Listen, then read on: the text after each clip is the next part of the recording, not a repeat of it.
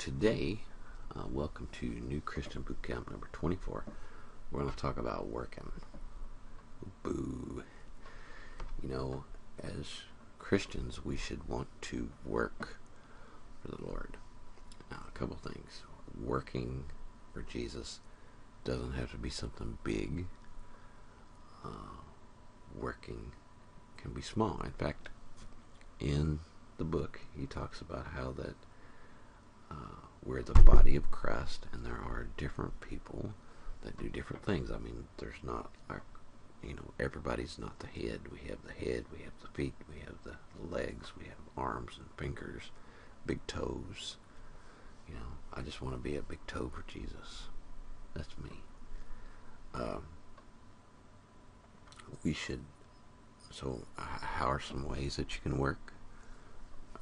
Ask in your church. Volunteer. Ask them what you can do. And you may start out small. They may ask you to help in a Sunday school class. And as you grow and become more in depth as a Christian, you may end up being a Sunday school teacher. Ask God for opportunities. They may, a church near us they have a lot of work going on, and they always ask for volunteers. Pray about it. If you feel led, then volunteer.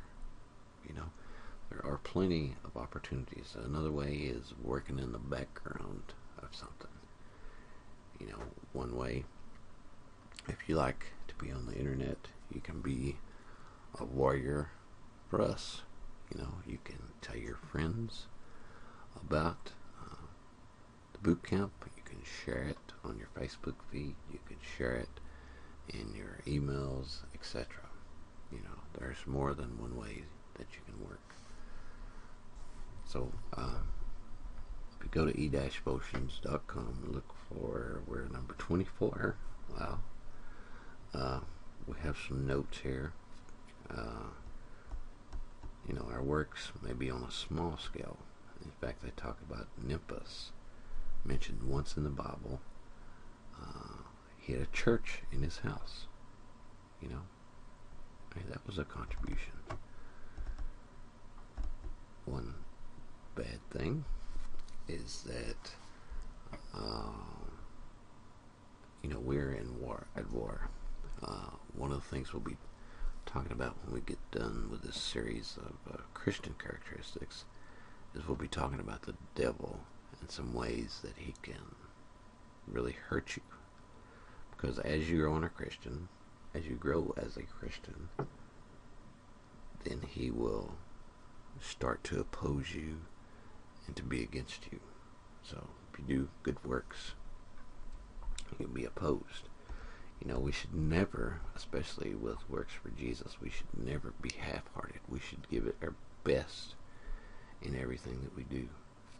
Of course, we don't want to boast. I think my dad is one of the most non-boastful person I know.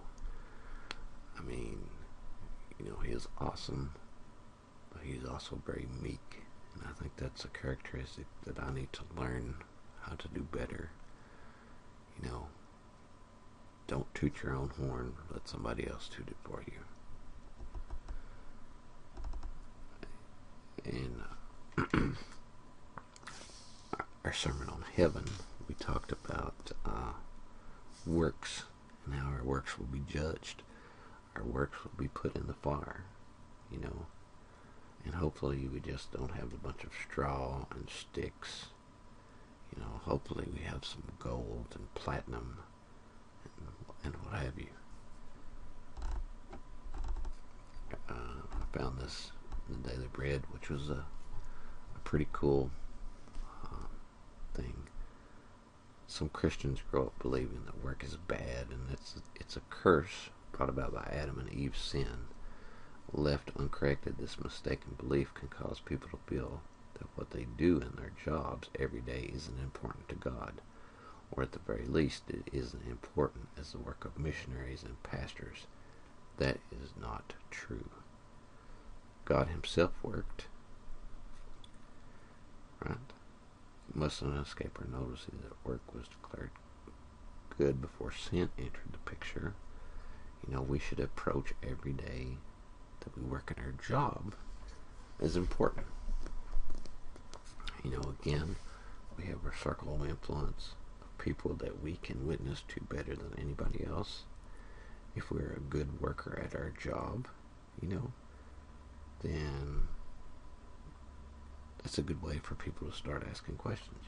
Why do you do this? Why do you do that? What's up?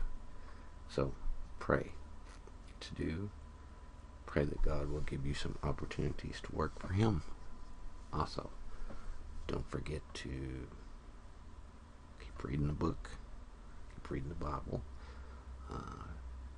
At least every week you want to write something in your journal, and if possible, every day. So that's it for today. God bless you. We're praying for you, and we'll see you again soon.